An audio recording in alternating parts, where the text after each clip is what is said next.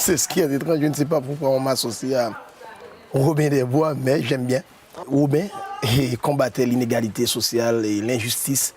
Et toute ma vie, moi, j'ai essayé de mener une lutte contre l'injustice sociale. Donc c'est une lutte pour une quête de justice sociale, tout comme le père fondateur de notre patrie, Jean-Jacques Dessalines. Lui, c'était un véritable Robin des Bois, je crois. Et donc c'est une histoire qui m'a toujours fasciné. J'aime bien qu'on me compare à Robin, c'est un honneur. Comme on a osé attaquer M. Aristide et les intérêts autour de M. Aristide, donc c'est normal que certains disent à la radio ou même dans des journaux assez connus que Guy Philippe c'est un scélérat, c'est un drug dealer, c'est un terroriste, c'est normal. Et je ne m'attendais pas à ce qu'il m'appelle Jésus-Christ. Et je sais que c'est comme ça, le Tché a dû payer le prix fort et Thomas Sankara a payé le prix fort. Donc tous ceux qui essaient de mener une lutte pour une certaine justice sociale finissent par être appelés terroristes, drug dealers ou autres. On voulait une certaine justice sociale, on voulait une réconciliation nationale. Moi, je me suis mis dans la bataille pour une réconciliation nationale. Et certains croient que je suis contre la Valace. Je ne suis pas contre la Valace. Je ne suis pas du Valéry, je ne suis pas contre la Valace. Je suis pour une Haïti unie.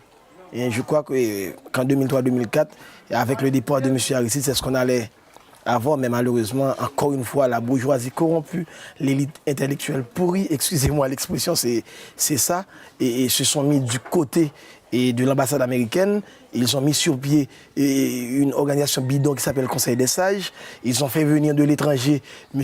Ella Tortue qui ne connaissait rien des réalités du pays. Et ils ont violé la loi, mais ils parlent tout le temps d'état de droit. Ils ont violé la constitution de notre pays, mais c'est eux, symbole de la démocratie. C'est ce qui dérange.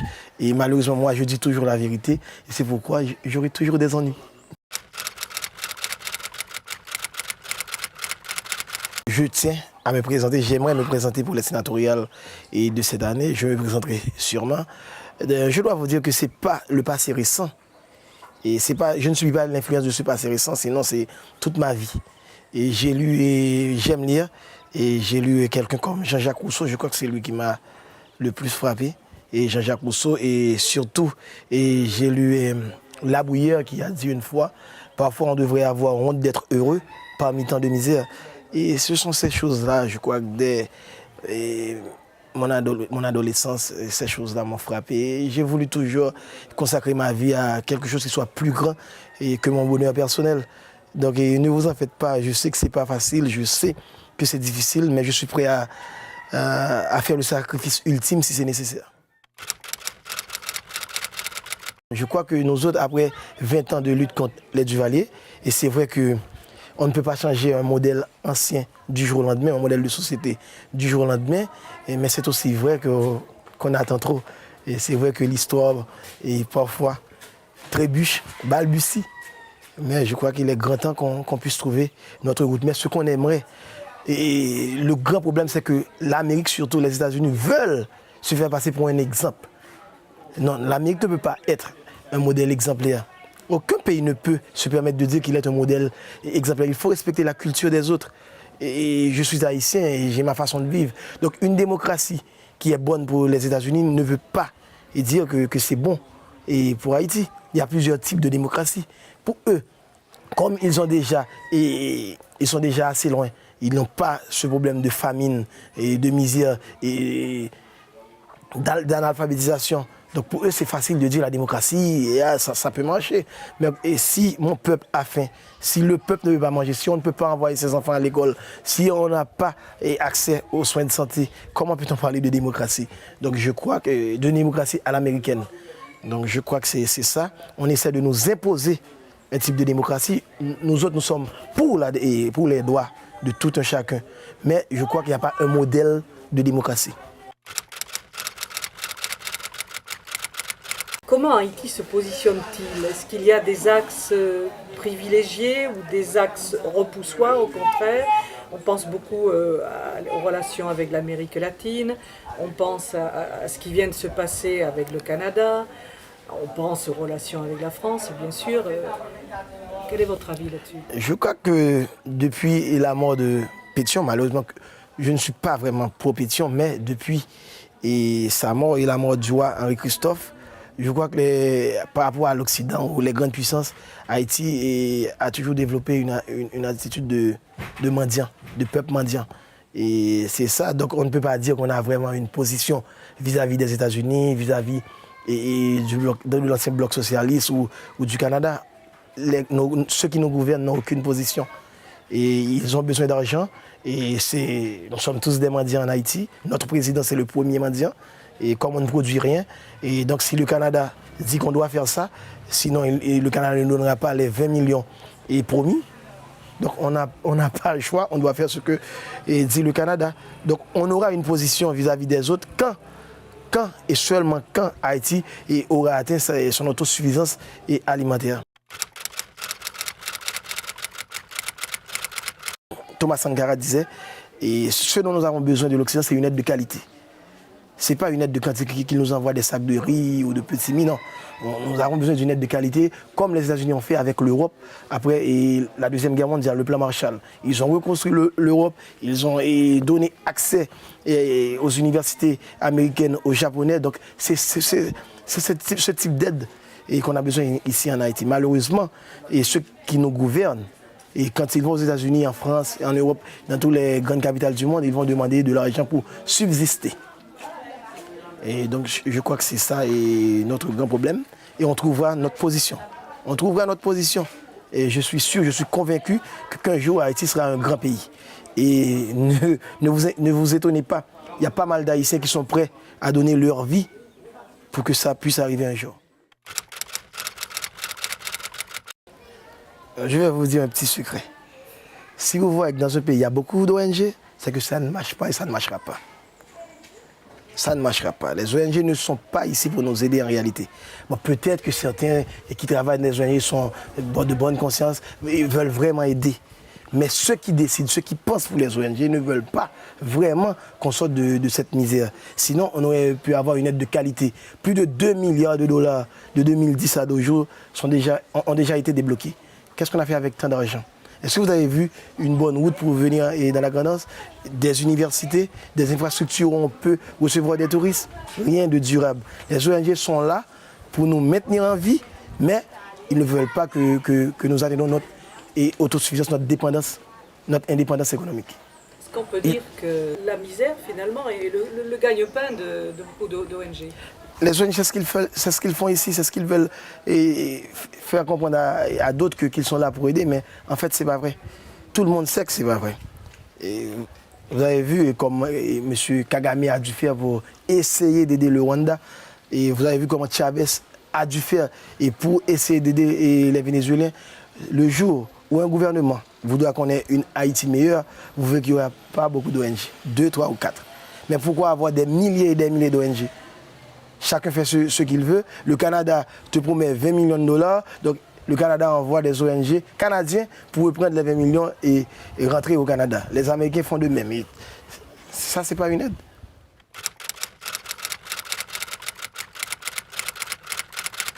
On est un pays à vocation agricole. Comment comprenez-vous, il n'y a pas une banque de crédit agricole? On fait tout ça, le paysan fait tout ce qu'il doit faire pour planter, et après à la fin, il ne peut rien vendre, et comme il ne vend pas dans 2, dans 3 jours, et ça périt. Donc il faut l'agro-industrie, il faut des usines de transformation, et si les ONG veulent aider, par exemple, donner à manger aux enfants, on ne peut pas importer du riz des États-Unis pour donner à manger aux enfants, on achètera du paysan, et le paysan verra que maintenant ce qu'il fait a de l'importance, et vous allez voir que petit à petit, on trouvera notre route, notre chemin. Mea culpa, de mea culpa en mea culpa. Bill Clinton a fait son mea culpa, j'ai bien entendu d'autres qui ont fait leur mea culpa. Je ne crois pas que c'est ce dont nous avons besoin. Nous avons besoin d'une politique ferme, d'un président ferme et d'un groupe ferme qui dit bon ok, ça suffit, on doit aller de l'avant. Mais faire des mea culpa et n'apporter aucun changement, ça ne rime à rien. Et j'ai bien entendu les mea culpa de M. Clinton, que je respecte d'ailleurs, et j'ai bien entendu d'autres mea culpa, mais ils n'ont pris aucun engagement pour que ça change. Et donc, malheureusement c'est ça, mais pour le commerce du riz, pour la détaxation, c'est pas seulement le riz, c'est tout.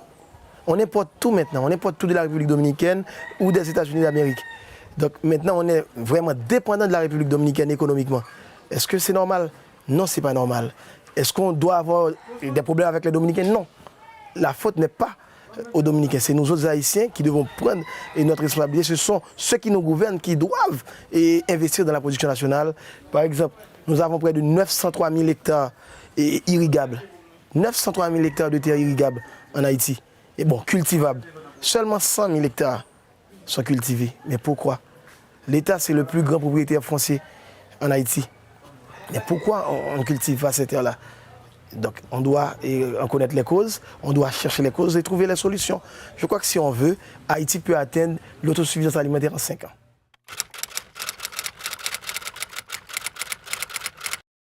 Encore une fois, c'est l'irresponsabilité de l'État. L'État n'est pas responsable. L'État n'a jamais été responsable. Je viens de vous dire que l'État est propriétaire de plus de 30% des terres du territoire national. Mais l'État est irresponsable. Ici, il y a des lois. Il y a des lois qui disent, voilà, monsieur le maire, voilà ce que vous devez faire. C'est une question que vous auriez dû poser au maire de Pestel. Il y a les lois. Les lois sont là.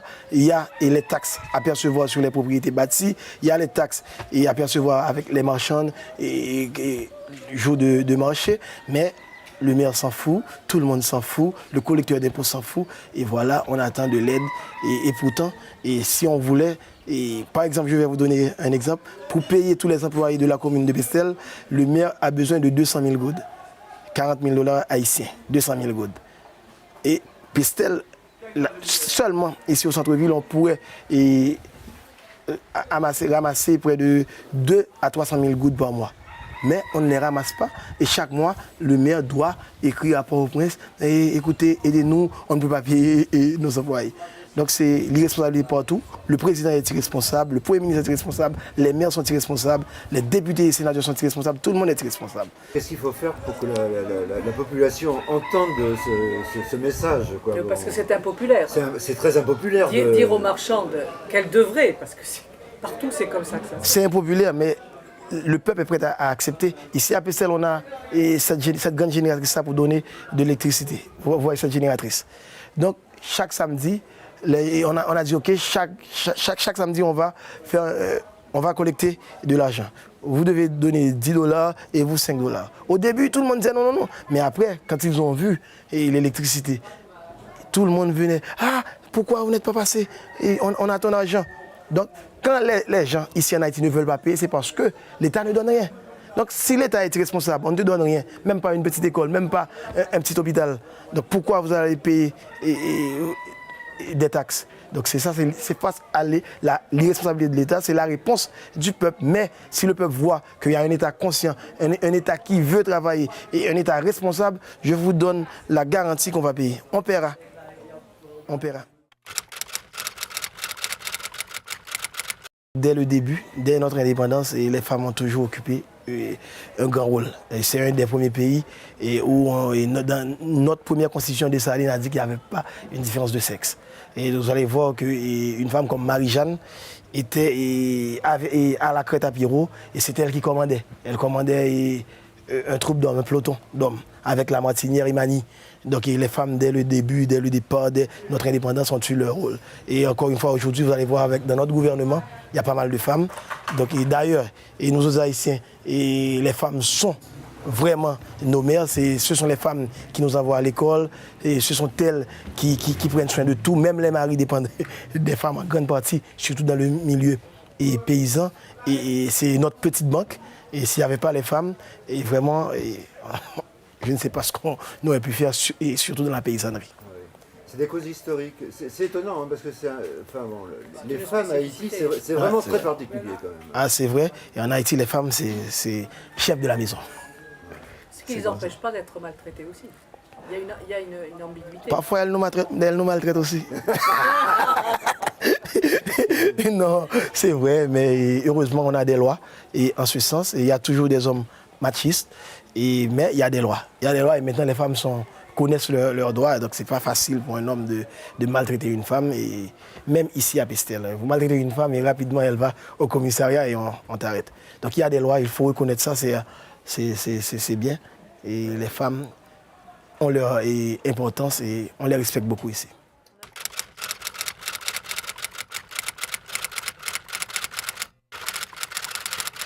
Alors là, j'ai une idée qui me vient par la tête parce que je vois passer un préservatif qui sert de ballon. Il y en a eu beaucoup hier. Mais il y a quand même un problème là. Ça nous a amusés, bien sûr. Mais peut-être là, j'y pensais pas, mais là, c'est en voyant ce beau ballon qui vole bien que je pose ce problème de la sexualité un peu débridée en Haïti, ce qui serait sympathique, ma foi, si ça n'avait pas aussi des conséquences dramatiques. Donc, il faut reconnaître qu'ici, à Pestel, et dans la Grand'Anse, ils ont mené une bonne campagne contre le sida.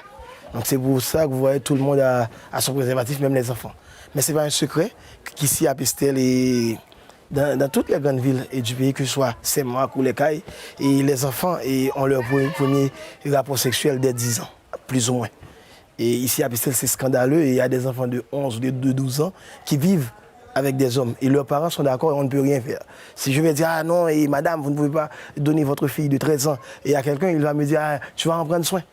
Donc c'est comme ça, donc je crois que c'est la misère, et c'est lié à la misère, malheureusement l'État condamne ça, les lois de la République condamnent ça, mais si vous allez chez un juge ou quelqu'un, et les parents vont dire, il n'y a rien, c'est pas vrai, et c'est quelqu'un qui travaille avec monsieur, donc c'est comme ça qu'il y a une certaine tolérance, mais c'est à cause de la misère. Donc c'est tant de problèmes qu'il faut résoudre, mais on ne peut rien résoudre si on atteint pas, si nous n'avons pas cette autosuffisance alimentaire, si nous ne pouvons pas donner à manger à notre peuple, il n'y a rien qu'on puisse faire. Je crois qu'on devrait avoir peur de moi. Mais ceux qui devraient avoir peur de moi, ce sont les ennemis de la nation. S'ils ont peur de moi, ils ont raison. Parce que je vous ai dit tantôt que je suis prêt à donner ma vie pour Haïti. D'ailleurs, je l'ai déjà prouvé et je peux le faire encore si c'est nécessaire. Pour mon pays, je ferai n'importe quoi. Donc il n'y a que les délinquants, il n'y a que ceux qui veulent vendre la souveraineté de mon pays. Il n'y a que les grands dirigeants corrompus qui doivent avoir peur de moi. Mais sinon, et je suis là, je suis avec tous les enfants, vous pouvez voir, et tout le monde est mon ami. Je n'ai d'ennemis que ceux de la nation.